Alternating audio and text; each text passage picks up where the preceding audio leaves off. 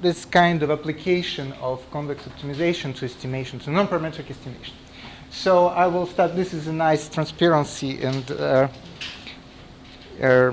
so there are two typical results in non-parametric estimation, which are found in both, which are very important to non-parametric estimation. And the first one is due probably to Ibragimov and Khasminsky, and it says, for instance, that let's say if we have the problem of estimating a smooth function, okay, on a fixed grid, and it is known a priori that it belongs to a Hölder class. Like, it doesn't matter. It's a convex class of functions which are basically, they have the regularity beta, and the constant of regularity is L. So like Lipschitz function is the class of functions which has this parameter beta equal to 1 and L equal to the Lipschitz constant. Okay? So basically, if you have a constant from this class and you have noisy observation with a random noise, then up to some factor which depends only on regularity beta, the rate of convergence, the risk of estimation of such a function, the minimax risk on the class will be bounded by this expression.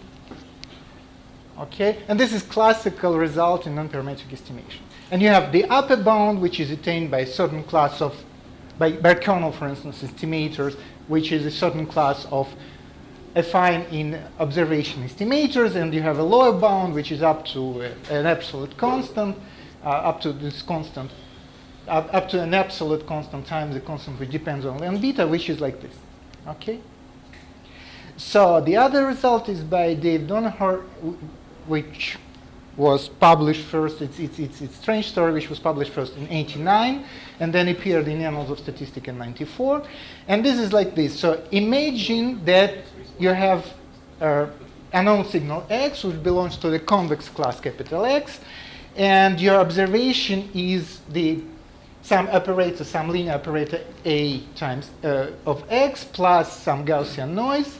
And from this observation, you want to estimate your signal. You want to estimate, sorry, a linear functional of a signal. Okay?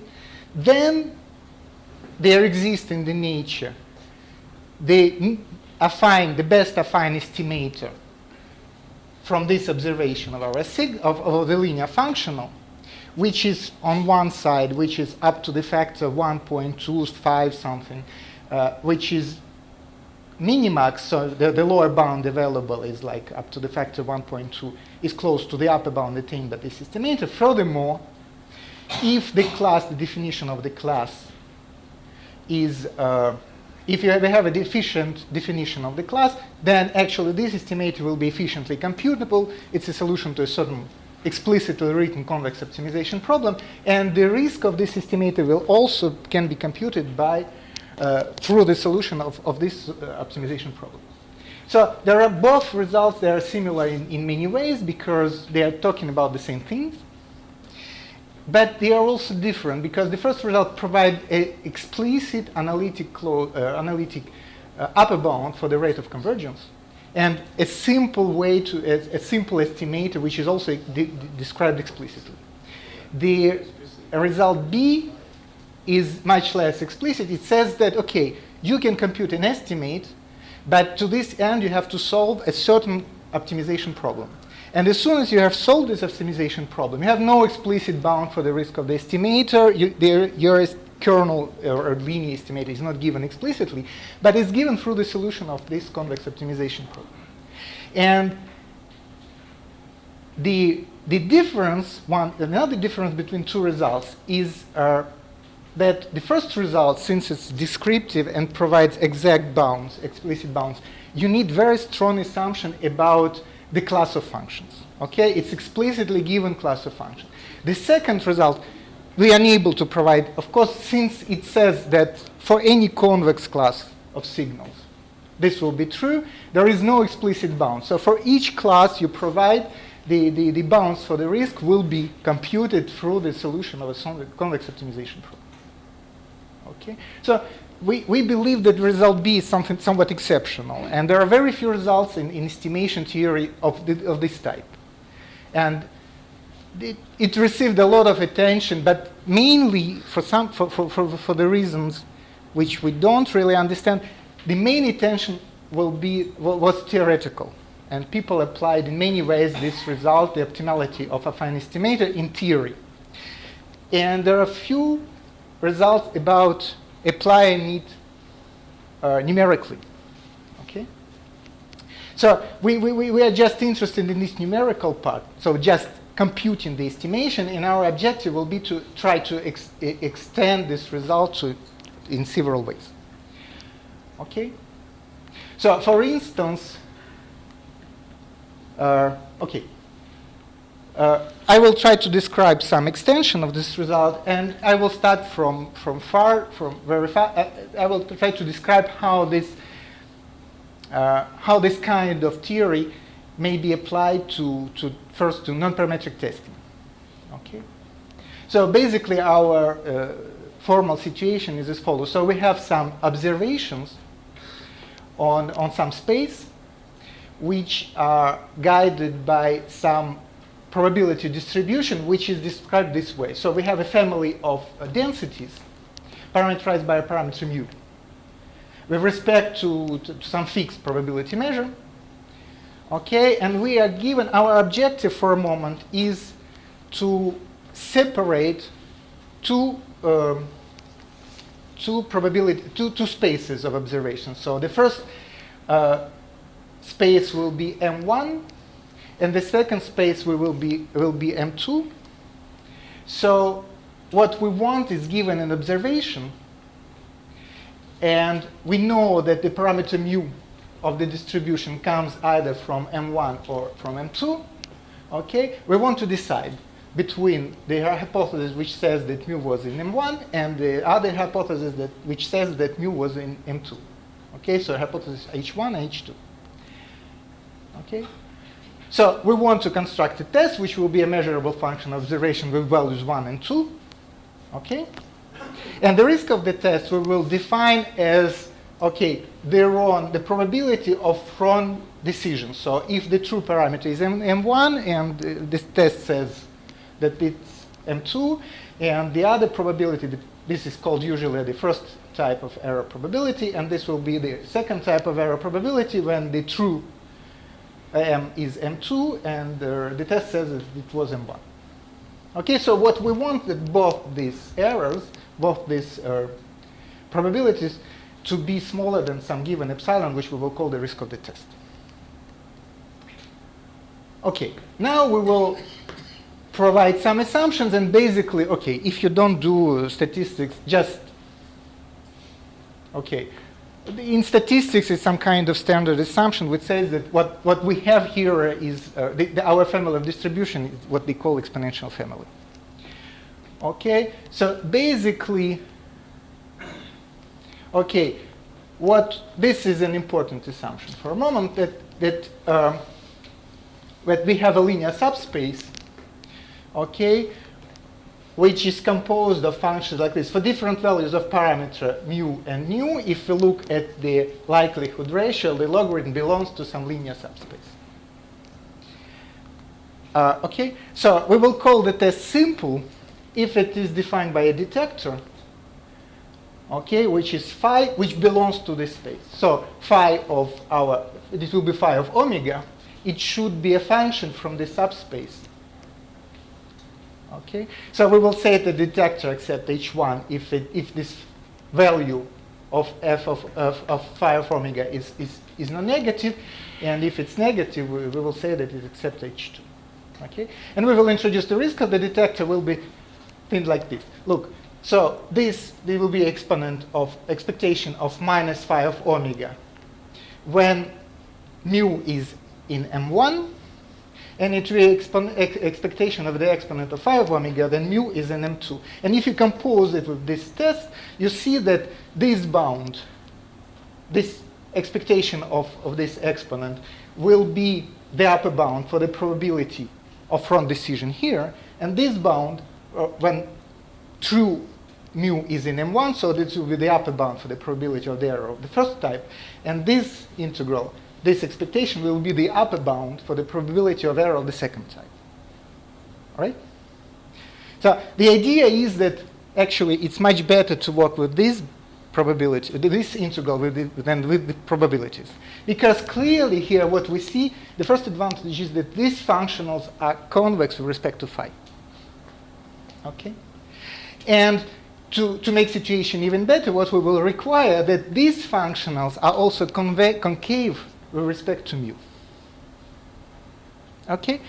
Convex and concave, it means that we will be able then to maximize in mu and minimize in phi.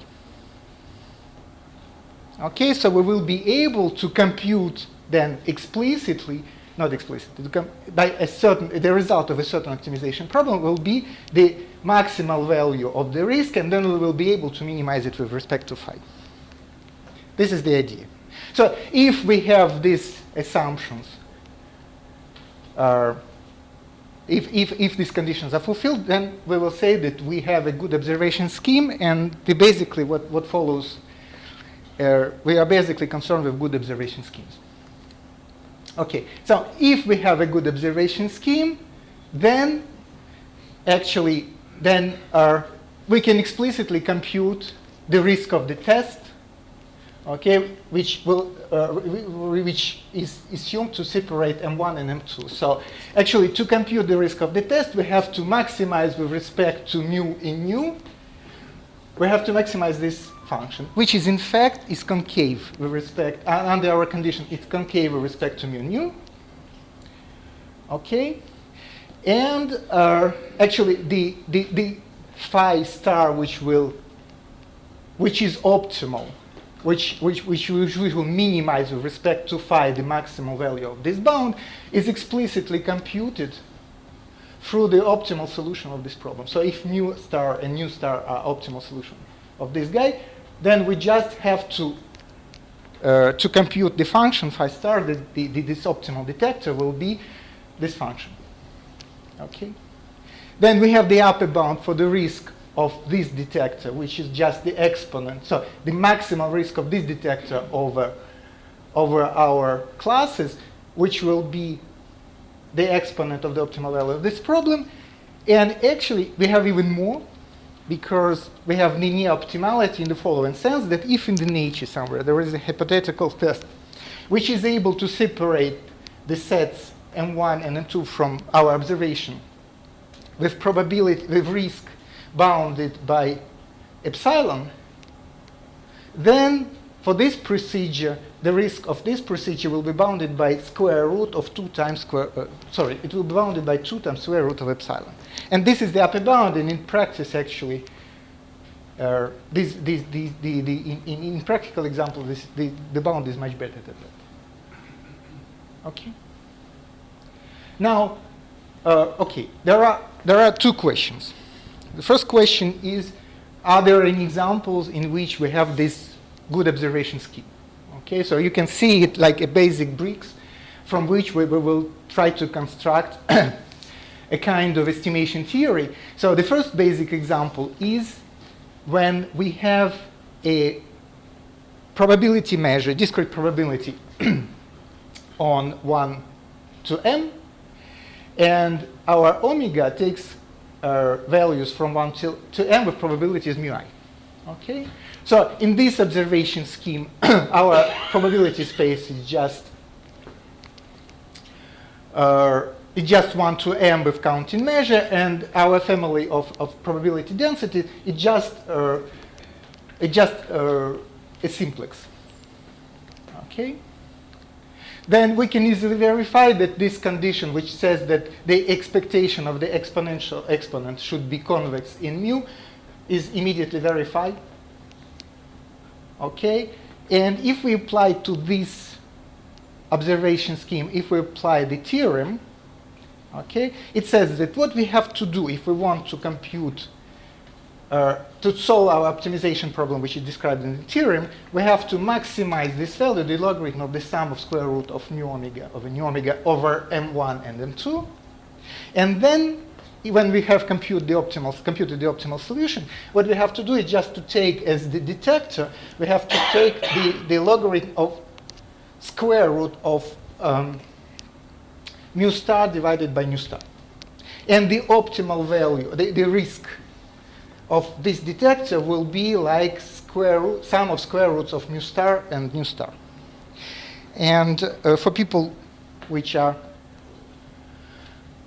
acquainted with some basic statistics, actually this value, the sum of square roots of mu omega and nu omega, is just what they call Hellinger affinity between two distributions, between the distribution mu and distribution nu.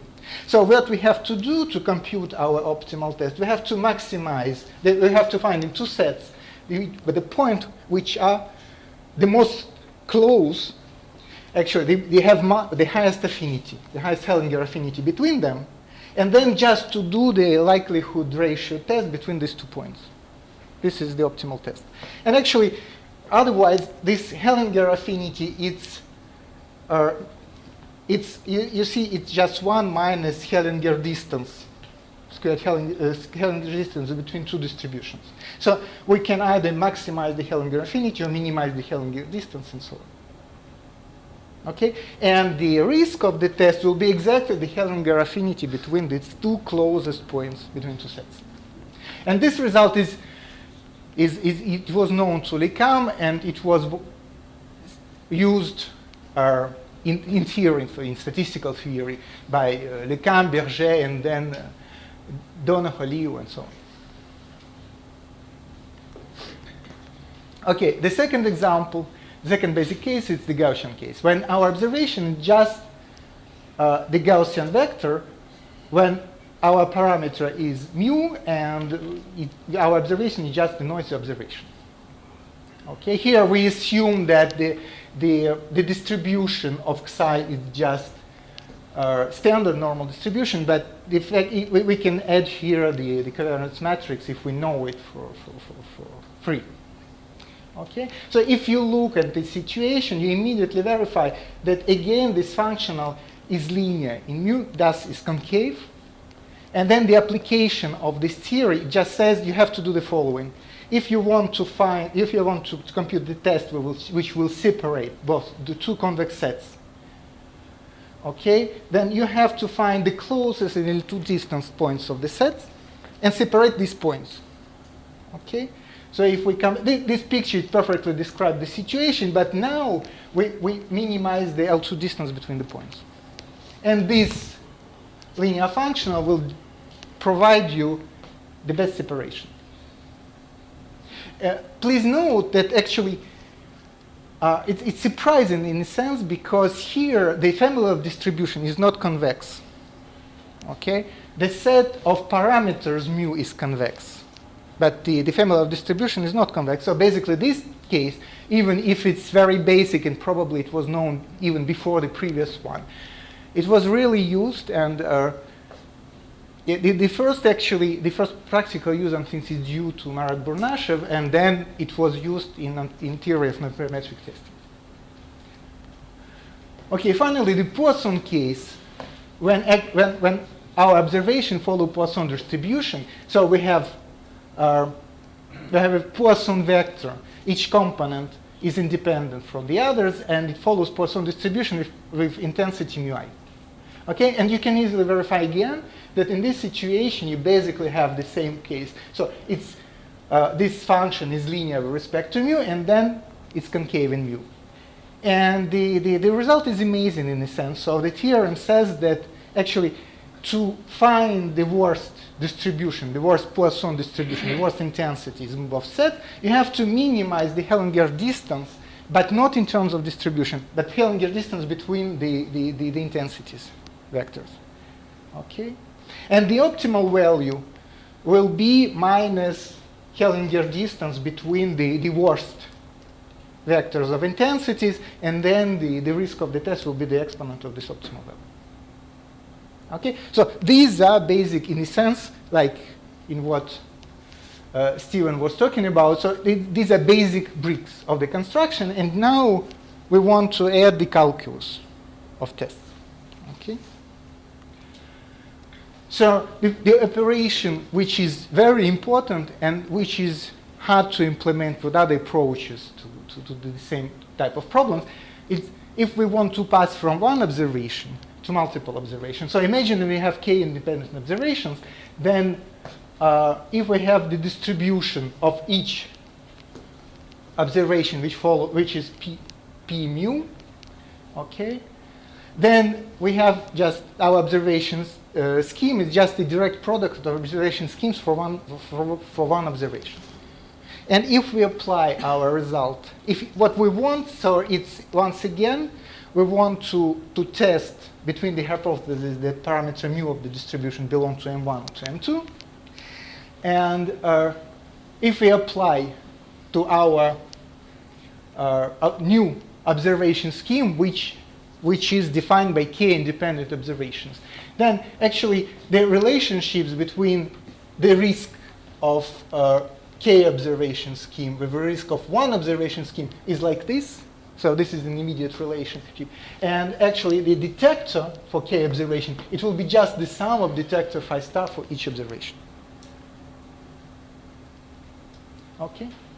Now the near optimality claim of theorem 1. You remember we said that the probability, the risk, the error, maximal error probability of our test is at most 2 times square root of the maximum probability for whatever test exists of nature in the nature. And the corollary, if we have if we have multiple observation, we can reformulate it in terms how more observation we would need to attain the same risk, to attain the same error probability. And it says that basically, if you look at these bounds, when epsilon is close to 0, it's essentially the factor of 2.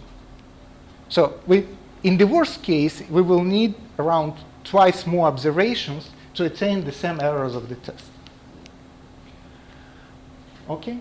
So another element of the calculus, now we had these 2 convex hypotheses we wanted to decide upon, and how can we generalize to other settings when we have multiple hypotheses? So what, for instance, here, you can think then you have a lot of convex sets.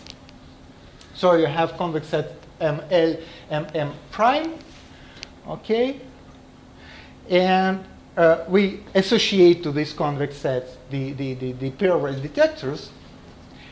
And for these pairwise detectors, we have computed the risks of the corresponding tests. Okay? Now, assume that all our convex sets are split into 2 groups. There is a red group and there is a blue group. And what we're interested in is to decide between the red and the blue. So we have our observation and we want to understand if the underlying parameter mu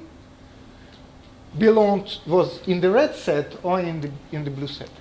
Okay, so it's just an extension. So we were separating 2 convex hypotheses, and now we want to separate 2 hypotheses which are unions of convex sets. All right? So basically what we can do is something very simple. We can do pairwise comparisons and directly apply the union bound for the probabilities. Okay? As it happens, there is some degree of freedom we can exploit. Actually, what is very nice that we can shift our detectors. Okay, we can add some coefficients. Okay, so we have the detector which is between, say, one set M1 and M and N prime. Okay, so we can shift this detector by just add a constant, and then due to the structure of our risk, this shift by the constant, if instead of detector phi LL prime we use the detector phi LL prime minus A, it amounts to multiply the risk by exponent of A. And the other side, if we look at the second probability of the same detector, which was shifted by A, then it will be multiplied by the factor exponent of minus A. So we can now use this degree of freedom to improve the total probability bound. And actually, as it happens, what we have to do is the following. We will construct the matrices in which we will put the risk of pairwise tests. Okay, this matrix E, which is of the size L times L prime. So this is the number of blue and green and red hypotheses.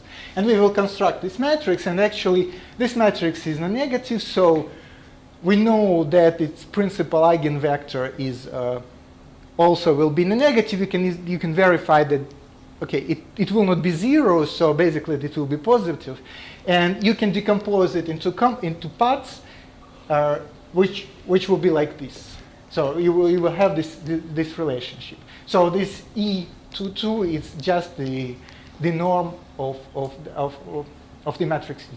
So this is the maximal eigenvalue of the matrix H, and this is the norm of matrix E. And actually, when we have the principal eigenvector, we can construct the weights just this way. And we can construct the detector now, phi, between red and blue sets in this way. Okay? So they're just, okay, you take the minimum and the maximum of these values, and finally our test will be like this. So we will accept the hypothesis that we are in the red set, say, then when phi is non-negative, and we will accept the hypothesis that mu is in the blue set when it is negative. And what you can show that in this situation the risk of the test will be bounded by the norm of E, which is basically better than just doing the union bound. Okay? Okay, now let us see, there are some other rules, and there are many extensions which we can talk about, but let us look how we can apply now this calculus to our initial problem of estimating linear function on a non-convex set. Okay, but okay, in general non-convex set it's too hard. Let us assume that our set is in fact it's a union of not very big number of convex sets. Okay, and we want to estimate a linear functional f over this union. And this is the setting. Okay, this is the precise setting. So we have an observation scheme, which we will suppose to be good, of course, and we have a compact, this set of parameters. Actually, it includes convex sets xi. Okay, and we have the parameter mu of our distribution of observation is linearly related to our new parameter x, a known parameter x. And what we want is to estimate the value of f of x, where x is the point which underlies our distribution. So when we have the parameter which is equal to x star, okay, the parameter of related observation, so the distribution of the observation, the density of the observation will be like p with parameter mu, which is equal to a of x star. So this is indirect observation scheme, and you can provide a lot of examples, like indirect observations of distribution, convolutions, and so on. Okay, so the estimation risk will be just the size of the confidence interval. Okay, we fix, for instance, we can fix an epsilon, and what we want is to cover the value of the linear function over the confidence interval of half length rho, and this will be the risk. Okay, what we can do is just to do the following. The idea is as follows. So assume that we are given u and v, and what we want to let us look at this set, at the red set. So this is the set x belongs to the union, and the value of linear function is less than u. And the other set will be x belongs to the union, and the value of linear function, sorry, this should be f of x, is at least v. Okay? Both sets are union of some number, fixed number of convex sets. Okay? Now, if we're able to separate each set in the union, like this, okay, using our coloring test, okay, then what will happen? Then if the value of the functional f of x is less than u, okay, then we will color the right way. We will know that this is less than u. If it's larger, Okay, of course, up to the risk of the test. If it's larger than v, we will know that this is larger than v, and actually the result of the test will be unpredictable when the value of the function is between u and v. So we can use just bisection, okay, to decide upon the value of the function. So imagine we have some upper and lower bound, and then we just put in, we try we take this u and v such the upper set and lower set are separated using our coloring test, and then we do the testing. Okay, in this situation, for instance, we know that we will know that x star belongs to the upper part, and then we will now our new localizer for the value of the function will be this blue set, and this way we will continue, and this is the formal description of the algorithm, and this is the result. About this algorithm, you can show that basically, if there is an estimator which is able which we will have the risk rho given k star observations, independent observation of our omega, then our estimator with k plus observation, we will have the same risk. But okay, this factor is logarithmic, you see, in the number of sets and in the number of steps of the bisection, which itself is logarithm of. Okay, just to see how it works. What is very nice with this theory is that you can compute everything. Okay, you have access to everything. Like in non-parametric estimation theory, there are minimax bound, lower bounds, upper bound. You can compute them. You can see the worth distribution and so on. So this is the situation when actually we look at the indirect observation. So you have a convolution. Okay, so you want to infer something about the distribution of your random variable, and you observe its convolution with something which you know.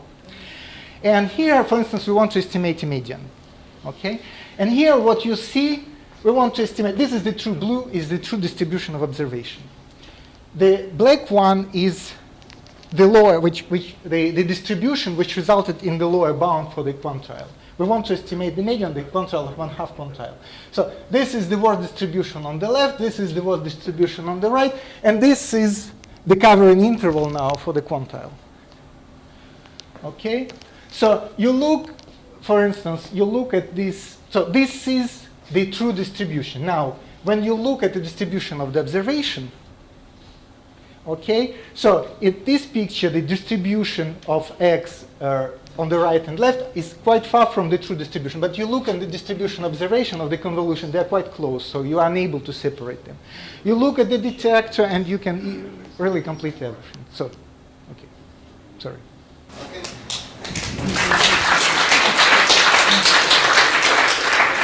Time for one question.